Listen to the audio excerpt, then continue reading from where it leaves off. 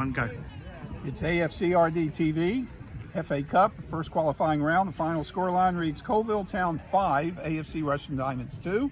I'm with the manager, the gaffer, Andy Peaks. Peaksy, thanks for your time here after a tough match for Diamonds.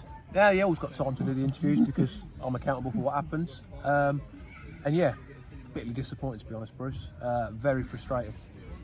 And Coalville comes out and scores only in the second minute. That's sort of a sucker punch right there to be down 1-0 after only 2 minutes. Yeah, the disappointing thing is we set up to be able to break down. We knew we could create chances just like we did at home. And to be fair, we'd had 2 chances before they broke. You know, Jones had a good shot save, we've had another half chance. Hughes, I believe. Yeah, and so we've started really, really well, and then they've broke away and they've scored the first of 5 terrible goals. But give Nathan Shakuna credit. He had a lovely goal on the free kick in the 13th minute and an equaliser, and it's 1-1. Yeah, like disappointed with the first goal they got because he got in way too easy. We give him way too much room, and all of a sudden you're on the back foot against the team, which we know attack really well. We knew it was going to be difficult. Credit to the boys, we rallied again, and like I said, we've scored a great goal from Nathan. He had a great run, took his free kick really, really well, and at 1-1 we're right back in the game. For me, as good as them, right up till the second goal they scored. Their Coalville striker Tim Barrage with a dagger into Diamond's heart today. He scores 4 goals, and 2 of them coming in the last 5 minutes of the first half. That's the annoying thing, because if you looked at it at 43 minutes, 1-1, we were well in the game. I didn't think they were hurting us particularly. We looked as good a threat, we had as much possession as them. You know, Sneds has had very little to do. Again, they get him way too easy, and Barrage gets his second. We know what a good finisher is. We know he runs in behind. We've done loads of stuff on, you know, combating that, which didn't get adhered to today. That's bad enough. And then, you know, we have to learn to manage the game. And you can't afford to concede right on half time, just like we did last week, because all of a sudden, 2-1, you know, you're still well in it. 3-1, a mountain to climb. That was even the last touch of the first half, yeah. the goal by Barrage. Well, in the second half, Barrage scores again quickly in the 53rd minute.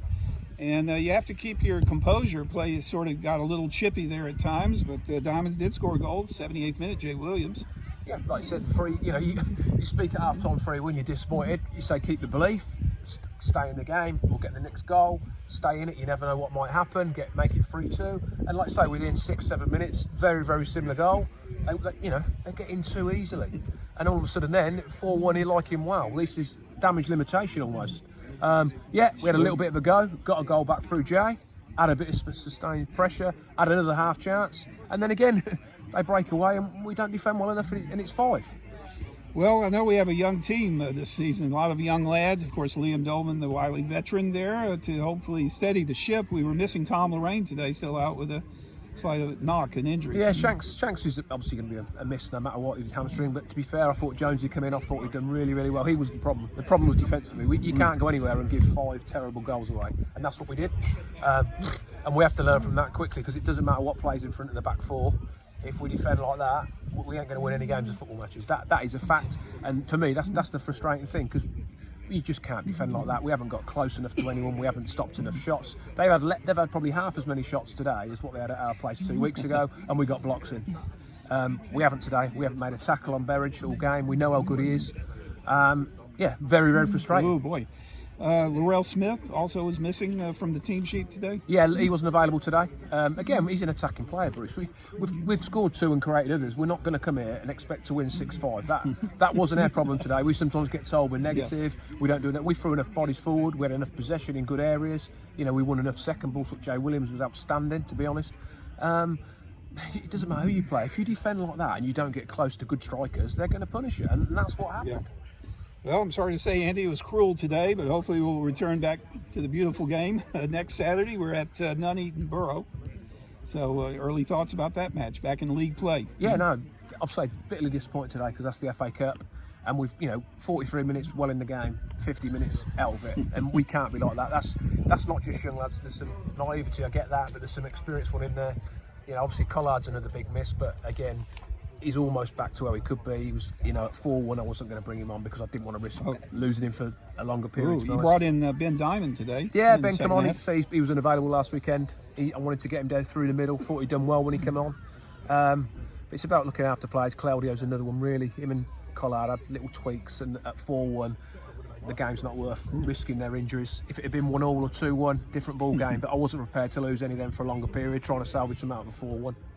Well, thanks again, Peaksy, for your time. We'll give it a go next week. No problem, we will. Cheers, Bruce. All right, thank you, Andy and Bruce.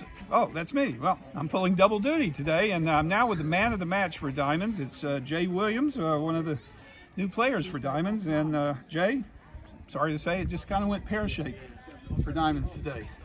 Yeah, it wasn't good enough today. That's a polite way of saying it, Yeah. I suppose. Yeah, we've got a lot of things to work out in the week and sort it out, make sure it's all right for next week. So we'll make sure we do that.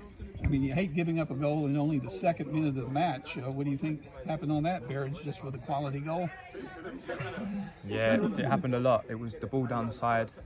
It's not just the defenders; they were getting the brunt of it in the change room and that, but it come from all over the pitch. It's just too easy. And where were you on the pitch in the 13th minute when Nathan Shakuna fired the ball home for an equalizer? Did you get a good view of that goal? I can't remember that goal. I'll be honest with you, I can't remember that goal. Well, it was an equalizer, like I said, at 1-1, and hopefully. Oh, ours. Yes, for Oh Diamonds. yeah, no, yeah. Shakuna. I was in the box and it just rocketed in the top corner. Oh So yeah, it's a I great thought I goal was from watching. Nathan. Thought I was watching Cristiano Ronaldo, or even No, Bex. it was a very good goal. So you're, and even giving up a goal by Barrage in the 41st minute, if we're down only 2-1 at halftime, you're definitely, obviously, still in the match. But that was a sucker punch. Barrage scoring again on the last touch of the ball right before halftime. Yeah, it kind of killed us at the time because right near half-time you don't want to concede a goal, especially going into the changing room and having to change how you want to talk and how you want to play for the second half. You gave Diamonds hope though with your goal in the 78th minute. Now that's your first goal for your new team, Diamonds. Tell us about that goal. No, we was moving it out of the box a lot, and we were moving it well, but we just wasn't getting in the box and scoring. So I thought, I got it now. I might as well just go. So I took a touch and shot, and luckily, I think the goalkeeper had a hole in his glove. But yeah. Sure, we'll take it. So, what was the mood of the team after the game? I'm sure a bit down. Yeah, of course. 5-2. You don't like losing.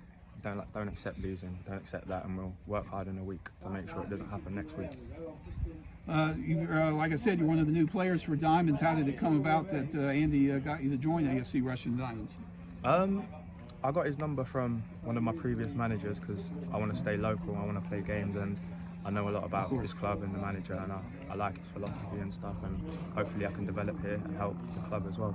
Well, we're glad to have you with Diamonds, and my standard 2 questions for new players. Who's your favorite team, and maybe one of your favorite players growing up as a kid watching the football wars?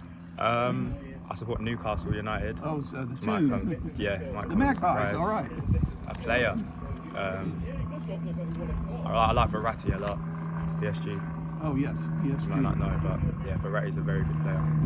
Well, yeah, very good. So that's interesting. Well, hopefully we'll see you some more times this season on AFCRDTV. And thanks for your time after a tough match. Thank you very much.